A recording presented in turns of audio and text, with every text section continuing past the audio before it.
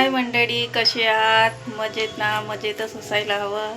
तर आज संध्याकाळचे वाजले आता 7:30. तर माझं आज संध्याकाळचं रुटीन मी तुमच्यासोबत शेअर करणार आहे. तर बघा, माझे मुलं इथे अभ्यास करत आहेत. बघा, हा आमचा वंश. हाय कर वंश, हाय कर ना, हाय कर. दोघे पण अभ्यास करत आहे आणि आमच्या तेजस्वीचे पेपर चालू आहे आता.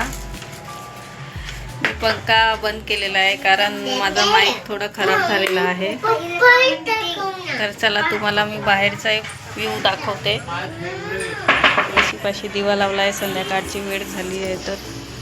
आणि हे बघा आमचे चांदोबा, चंद्र निघला आहे मस्त.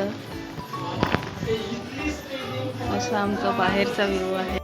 तर हे माझे किचन आहे. तर आज मी बनवणार आहे सांबार वडी. त्याच्यासाठी काही साहित्य घेतलं आहे बघा.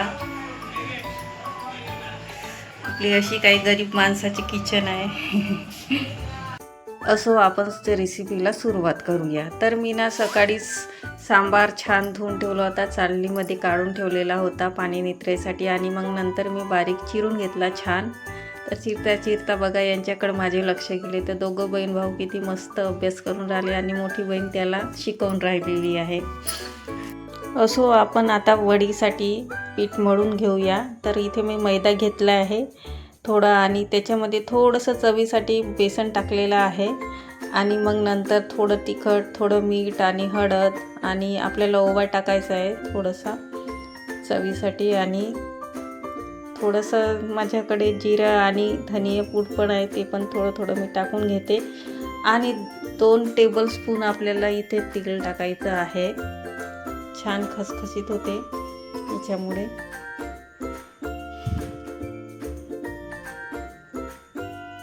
आणि छानपैकी असं एकजीव करून घ्यायचं आणि छान मळून घ्यायचं इथे आपल्याला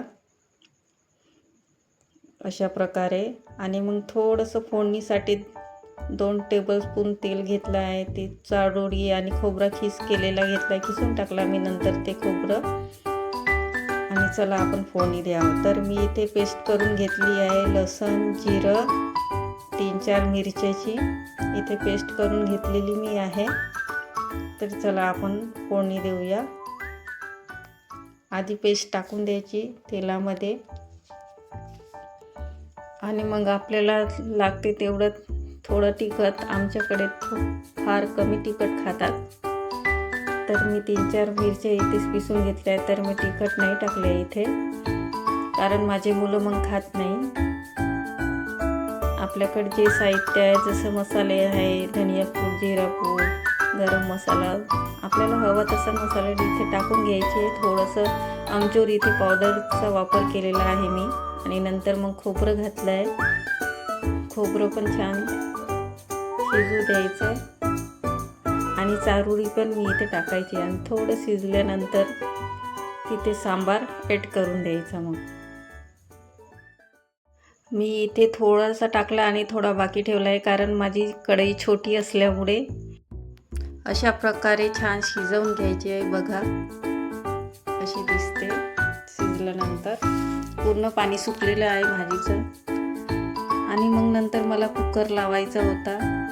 माझ्या नवऱ्याची फरमाईश होती की आज तडकेवाली डाळ आणि भात मस्त झणझणीत बनव छान आणि खायला मस्त सांबार वडी. तर चला म्हटलं आधी आपण कुकर लावून घेऊया कारण सांबार वडी आता आपण बांधून घेते तोपर्यंत आपलं वरण शिजून जाते.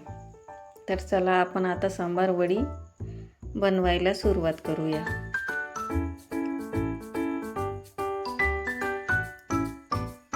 आता आपण बनवायला सुरुवात करूया. सांबार वडी कशी भरायची. पीठ पण छान मुरलेलं आहे. तर चला आपण बनवायला सुरुवात करूया.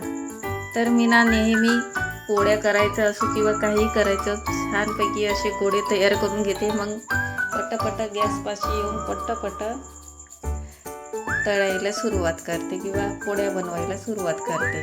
कारण आपली गॅस पण वेस्ट होत नाही आणि जास्त टाईम पण लागत नाही.